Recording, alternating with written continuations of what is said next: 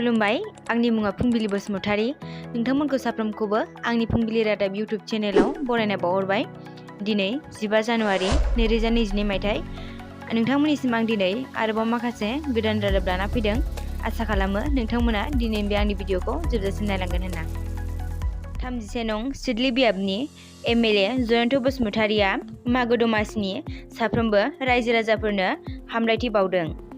चिरां जिल्लानि सिङाव थानाय बुमिसर हाजोनि साखाथियाव दमासि फोरबोनि मुङै खुंफुंनाय मोनसे हाबाफारियाव बाहागो लानानै साफ्रोमबो रायजो राजाफोरखौ हामलायनाय बावनायजों लोगोसे बिथाङा दमासि फोरबो आरो बर' हारिनि गोमालांनो हमनाय हारिमुफोरनि सायाव माखासे बेसेन गोसा बिबुंथिखौ होयो।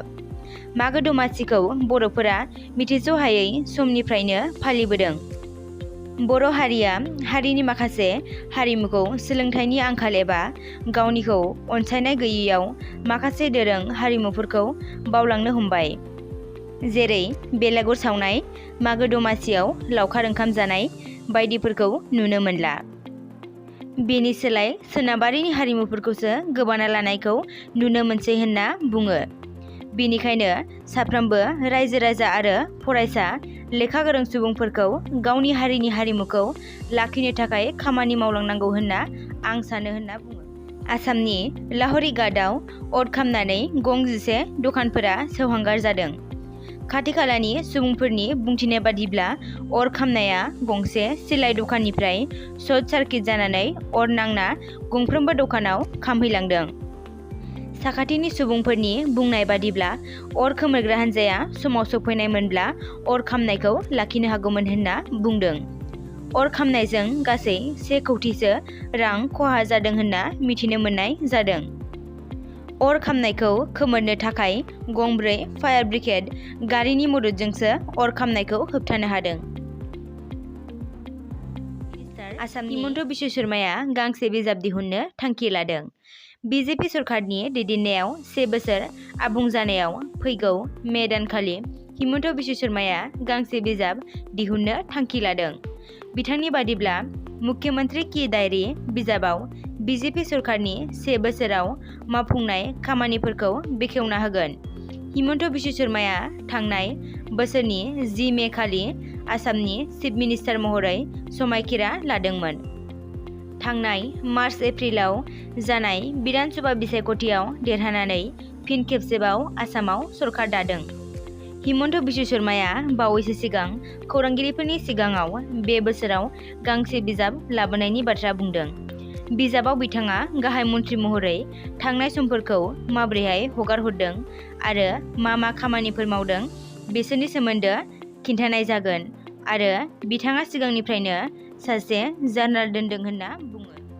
बिटिआरनि गाहाय मावफुंगिरि प्रमद बर' बिथाङा बड'लेण्ड रादाब बिजोंनि गेजेरजों साफ्रोमबो रायजो राजाफोरनिसिम मागो दमासिनि गाहाम हामलायथिखौ बावनायजों लोगोसे बिटिआर एकर्ड आरो बिटिआर सरकारा 2 बोसोराव मा मावबोखो आरो बिटिआर एकर्डनि गेजेरजों बर' रायजो राजाया मा मुलाम्फा मोनदों बेसोरनि सायाव गुवारै रायजो राजाफोरनो प्रमद बर' बिथाङा फोरमायथिना होदों।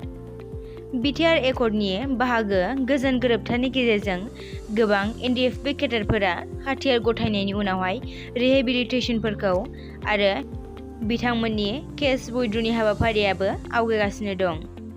सिगां समाव इउएलडि एनएलएफबि आफाद गोदान जोनोम मोननायाव सरकारा गिखांदोंमोनब्लाबो दायो गावनि लामायाव फैफिनबाय होनना बिथाङा बुङो। आरोबाव सेपारेट डाइरेक्टरेट तामुलपुराव गोदानै मेडिकेल कलेज मोननो हाबाय। बर' रावा अफिसियेल राव जाबाय। बर' आरो बर' कसारी काउन्सिल दाफुंजाबाय। गोबां खामानिफोरा बिटिआर एकर्डनि गेजेरजों मावफुंजाबाय होनना बिथाङा बुंबावो। गामि दानख'नाय आरो सोसननायनि बेलायाव बिथाङा बुंबावदोंदि गामि दानख'नाय आरो सोसननायनि बेलायाव कमप्रमाइज खालामनांगोन। 100था गामि मोननानै जुदि मोननैसो गामि हगारनाया मा खहा दं होनना माखासे गामि दानख'नाय आरो सोसननायनि बेलायाव हेंथा होनायफोरनिसिम सोंथि दिखाङो। आरो बिटिसिनि गोहोखौ दिसपुरनो हगारबाय होनना गोबां सुबुंफोरा सोंथि दिखांनायनि बेलायाव बिथाङा बिटिसिनि गोहोआ रावनिबो आखायाव थाङाखै। आरो डिसिनो जेबो डिपार्टमेन्टखौ हगारना होनाय जाया। दानिया डिसिआ जेखुनु समावनो 16टा डिपार्टमेन्टनि खामानिखौ मनिटर खालामबाय थानो हायो, जायनि गेजेरजों खामानिफोरा जाख्ल'नाय गैयाजासे थाबैनो मावफुंजागोन होनना बिथाङा बुंबावो। मिज'राम डिस्ट्रिक्टनि लंथाइ मुंनि जायगायाव मोनसे दुखुनांथाव जाथाय। मैया 14 जानुवारि खालि सासे आइजोनि गोथै सह'खौ गावसिनि आबादथिलिनिफ्राय मोननाय जादों। पुलिस बिफाना जाथायखौ मार्डार केस होननानै सन्देह खालामदों आरो बुथारनायनि सिगां जिनाहारि खालामदों होनना सन्देह खालामदों। बे जाथाया मिज'रामनि लंथाइ डिस्ट्रिक्टनि सिङाव थानाय नांहालिमुलै होननाय गामियाव जादों। रिपर्टनि बादिब्ला आइजोखौ सुशील कुमारनि बिसि सादिल मेला 41 बोसोर बैसोनि आइजो होनना सिनायथिदों। फिसायनि बुंनाय बादिब्ला बियो थांनाय 6 जानुवारिनिफ्रायनो गोमाना दंमोन आरो नखरनि सुबुंफोरा बिखौ नागिरगासिनो दंमोन। गोबाव सम नागिरनायनि उनावहाय मैया 14 किल'मिटारसो गोजानाव थानाय दैमा खाथिनि गावसिनि आबादथिलियाव गोथै सह'खौ मोननाय जादों। थैनाय आइजोनि खर'आव माखासे दाननायनि दागो दङमोन आरो पुलिस बिफाना बुंनाय बादिब्ला गोथै सह'नि देहायाव जि गैयै आरो प्राइभेट पार्टआव जोखोम जानाय नुनो मोन्दों, जायनि थाखाय पुलिस बिफाना बुथारनायनि सिगां गाज्रियै जिनाहारि खालामदों होनना सन्देह खालामदों। दिनैनि रादाबा एसेनोसै। नोंथांमोना जुदि आंनि भिडिअखौ नायनानै मोजां मोनदोंब्ला लाइक, शेयार आरो आंनि फुंबिलि रादाब इउटिउब चेनेलखौ साबस्क्राइब खालामनानै थुलुंगा होनो हागोन। गोजोन्थों।